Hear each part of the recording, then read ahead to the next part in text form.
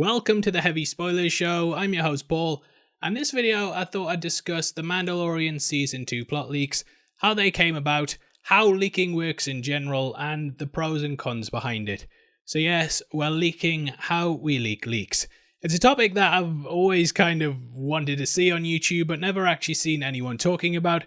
So I thought, this is the Heavy Spoilers Show. We'll spoil even that for everyone. I'm a bit of an idiot, and I apologise. Now, one thing that I've always said is crucial about YouTube. It's not just what you cover, it's also what you don't cover. Now, for example, I get sent probably about 5 plot leaks a week. This before the pandemic, it was a hell of a lot more. But, average 5 a week. And I'm sure if you've been following the channel, you'll know that we don't post 5 plot leak videos a week. In fact, we probably only do about 10 a year. And that's purely because I like to be quite cautious with things and not just believe everything because someone sent me it. Now, if you cast your mind back to Avengers Endgame, you may remember that in the run-up to it, there were a hell of a lot of plot leak videos, breaking down rumours and channels just going wild and making bank because it seemed like whatever you talked about with that movie, it got crazy numbers.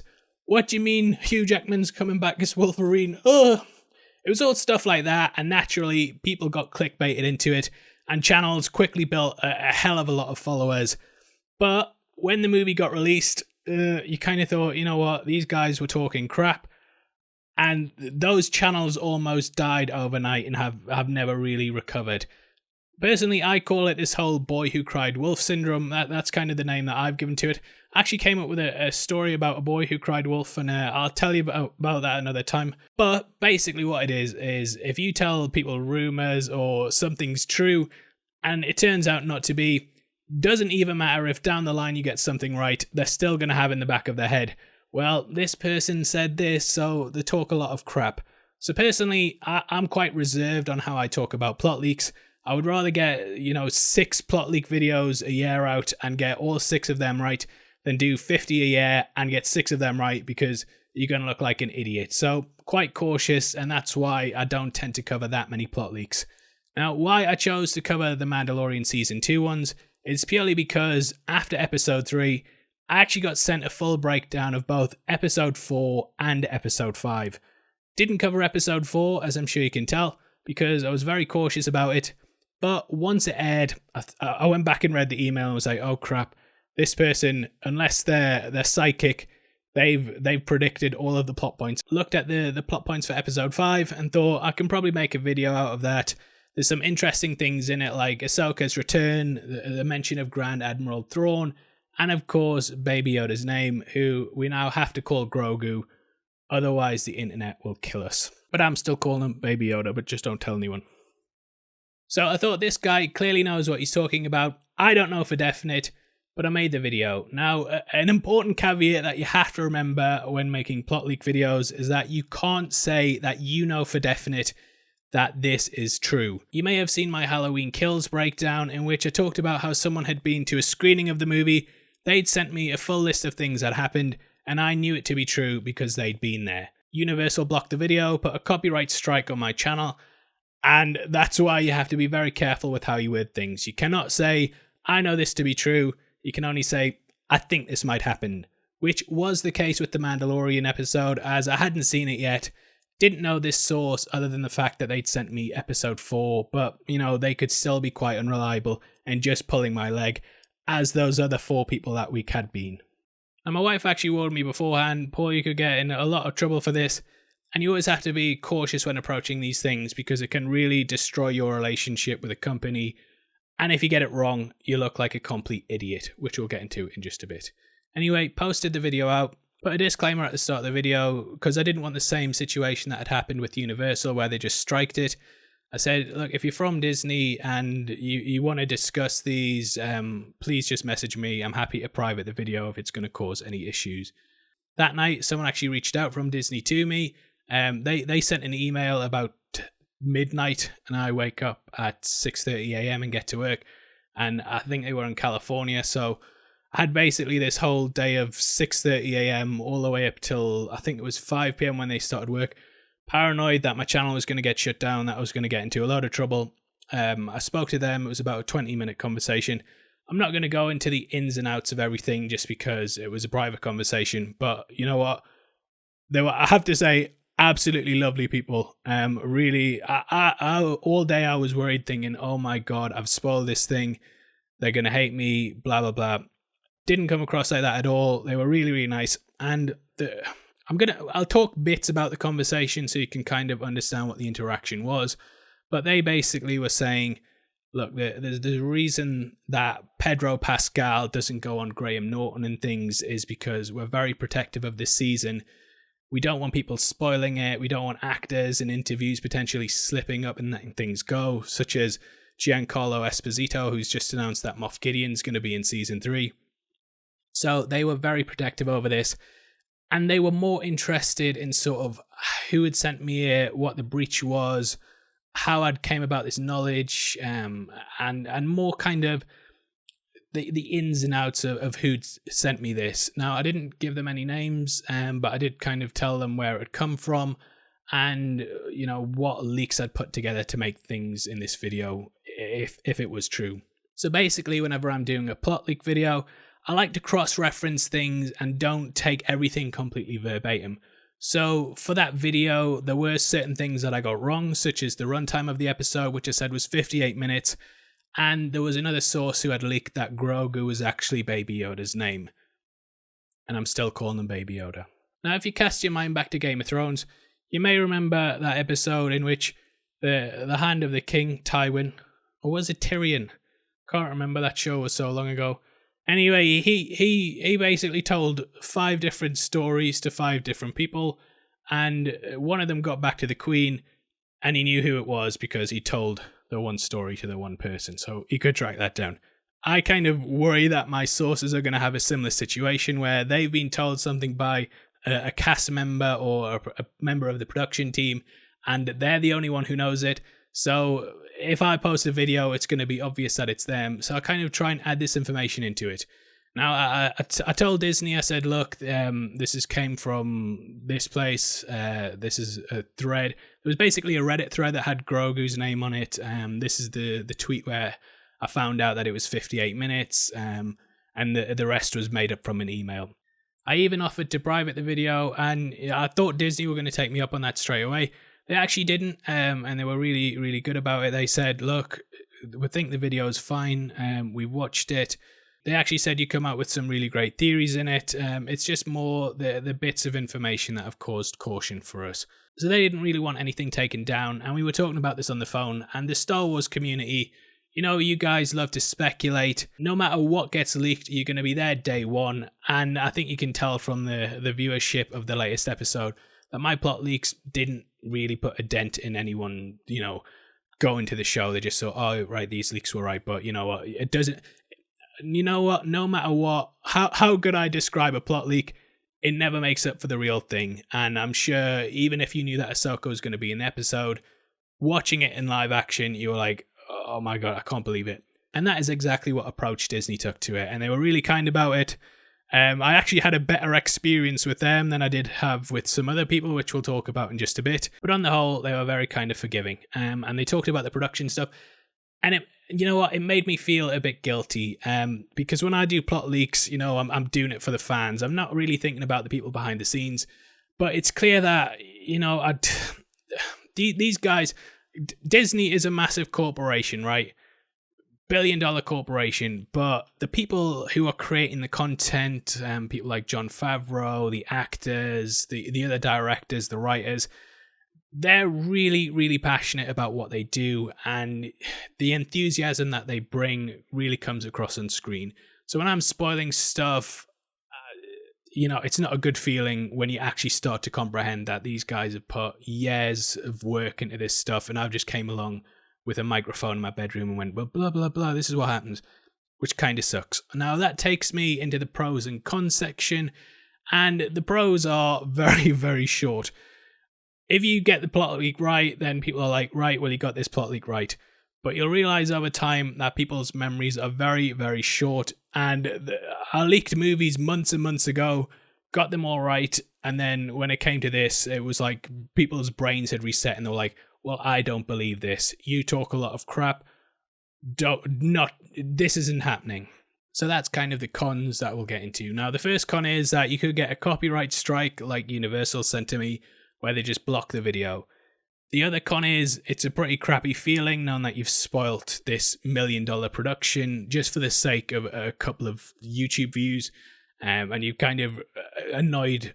You know, Disney didn't seem that annoyed with me. They were really nice, but personally, I'm a paranoid person, and I'll be thinking, oh, damn, Disney hate me, because if someone spoiled something I'd done, I would probably feel the same way. I did reach out to them to make sure that it was okay to kind of discuss that I'd talked with them in my episode breakdown. They said that was fine. I also said, look, I'm not going to do leaks going forward. And they said, you know what? We don't actually mind if you do. Some people just want to watch the world burn, which I'm not even lying. That's what they said. So it was quite a fun interaction, but personally, I feel really guilty and like I've ruined everyone's week. Now, they obviously know this is a big security breach, so they're going to be very cautious about sending things out in future. And I did actually reach back out to my source and say, look, mate, I had a word with them. I appreciate you sending me these plot leaks, but I'd just be careful because, you know, it's not worth it you losing your job potentially over me doing a YouTube video. Don't know if the person worked for Disney, but I'm guessing that they were close because of the information that they sent. So yeah, crappy feeling. Disney probably don't think that highly of me anymore, and a lot of people don't believe me. And I could have gotten a copyright strike and lost the channel. So lots of cons. Now we'll go into more of the cons on the internet, and that is that Star Wars fans are very passionate about stuff, and they think if you're lying or if you've said something that doesn't make sense, then you're an idiot. And I went on Reddit before the episode got posted, and there were just tons and tons of comments saying this is a load of garbage, Heavy Spoilers is an idiot, he's talking crap. And it just wasn't a nice feeling seeing that. Then the next day, I actually woke up to a tweet from Eckhart's Ladder, who, if you're in the Star Wars community, I'm sure you've heard of, does great videos. I think he's got over 700,000 subscribers. But he basically said, supposed spoilers out, I don't believe them, but it will do a good job of revealing who has insight to the show and who doesn't. He then went on to say, you can find this on a channel called Heavy Spoilers. To be honest, I don't think much of this dude. He unsurprisingly puts spoilers out on the thumbnails and Ish the day after Mando and presumably other Ish airs. That would be fine if YouTube only sent out videos to subs. Again, not nice to wake up to. There was so many people replying to his stuff saying, yeah, this guy's an idiot.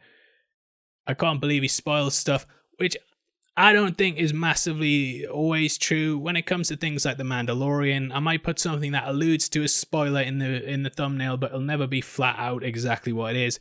But again, some people don't like that at all. For example, in our latest Mandalorian video, I put Ahsoka in the thumbnail in an animated version, and that is purely because I thought, well, you know, they've been talking about Ahsoka for the last 2 weeks. Obviously, people are going to know that she's coming. I'll not put the Rosario Dawson picture in this just because that'll actually spoil things. But, you know, they know we've been alluding to Ahsoka, so if I put her in, then I think, well, it might be alluding to her. She might be in the episode. It doesn't completely ruin it, but to some people it will. Now, I actually reached back out to Eckhart's Ladder and said, fair enough, yeah, I shouldn't have put spoilers, etc. in the thumb. I'm sure you know it's difficult to talk about the big reveals with having them in, but that doesn't excuse it. Hope you enjoy Friday. Cheers. And he wrote something nice back, saying, you know, I saw you did a good job. I respect it and actually enjoyed the videos I watched, but you got to do better, bro. Which, again, like leaking stuff, I'm thinking like, oh crap, like YouTubers hate me. Disney were lovely, but might not like me that much anymore. Reddit hates me, thinks I'm a liar. And I was just getting so many tweets all day just saying you're talking crap. Now, I'm not an innocent party in this at all, which I'm sure you can tell. And you might remember that when the Cultured Nerd said that Ben Affleck was coming back as Batman. I was like, what are you talking about, man? He's never coming back. He said he's through, you idiot. So when he was announced as coming back, first thing I did before even making a video, went and tweeted them publicly and said, look, I'm sorry. These guys were right. I was wrong. I'm the idiot. My bad. Unfortunately, I haven't had that back, so no one has really came to me or publicly said, you know what, Heavy Spoilers, we said something bad about him, said he wasn't genuine, but you know what, he was actually telling the truth. So the cons of it are that you get some YouTube views that are like, well, he was right, but we'll not tell him. You get loads of harassment, and that's about it. Now, the problem, not just Eckhart's Ladder, but the problem with making accusations in general that you don't follow up upon is that there's so many people in this thread that think, well, he put spoilers in the thumbnails and his leaks were wrong. They didn't even go and check the leaks video and then watch the episode to see if it was right. They just took those two things and thought, oh, well, you know, this guy, he's wrong on a number of levels. So that's completely burned my audience out there from him. It's discredited me quite a lot, which completely sucks. They now think I'm lying, and because there's been no follow-up of like, well, you know, heavy spoilers was right, there's been no vindication. I've had no apologies from absolutely anyone. It sucks. And I'm going to get labelled as this guy who leaked the episode but got it wrong. And the people who do check it will say, well, he leaked the episode, but he spoils things in his thumbnails because this guy said so. Not watching that guy anyway. So the pitfalls of it are a lot more dangerous than saying just doing a post-show breakdown. So that kind of takes me to my next point, which is I'm probably not going to be doing plot leaks all that much. And I'm sorry, really sorry, but, you know, hopefully throughout this video I've discussed why. That doesn't mean I won't be doing rumours or spoilers altogether. What it means is that I simply won't be doing full episode plot breakdowns. So, for example, if we were talking about The Mandalorian, I would do a video that was just, I've heard about Baby Yoda's name, and this is just the video talking about it and my reaction to it. Don't know whether it's true. I wouldn't sit there and go, well, the episode opens on Corvus with Ahsoka, and she's got white lightsabers and a cloak on, and she goes to see the magistrate, and the magistrate's like, how you doing? She's wearing a brown coat. It's not going to be that in-depth, but it will still have plot leaks and spoilers in, and I think that's the best way to do it without completely ruining the experience, annoying all these big billion-dollar companies that probably want me dead, and yeah, just annoying people on YouTube and Twitter. I'm sure some of you will be like, well, sod that, we want to see it all spoiled. But, you know, you have to keep some of the mystery there. So, top and bottom of it, that's kind of how plot leaks work, why you choose to cover some, why you don't cover others, the pros of it, which are you get some views and people think, oh, well, this guy knows what he's talking about. The negatives of it, which are it's difficult to get projects given to you in advance because PR companies worry, well, he might leak it. YouTubers think that you suck. Redditors absolutely hate your guts, think you're a liar. And when you're proven right, they don't say sorry. So again, it's this whole kind of big thing of, well, your pros, you've got your one, but your negatives, you're going to ruin the channel. So I'm kind of just going to be very cautious about things again. Hopefully you've enjoyed this video. If you have, drop a thumbs up. Not the usual kind of thing I do, but, you know, I thought I'd give a personal approach to this to kind of let you know how I know when the leaks are true or not. Hope you enjoyed it. Take care, much love, goodbye, peace.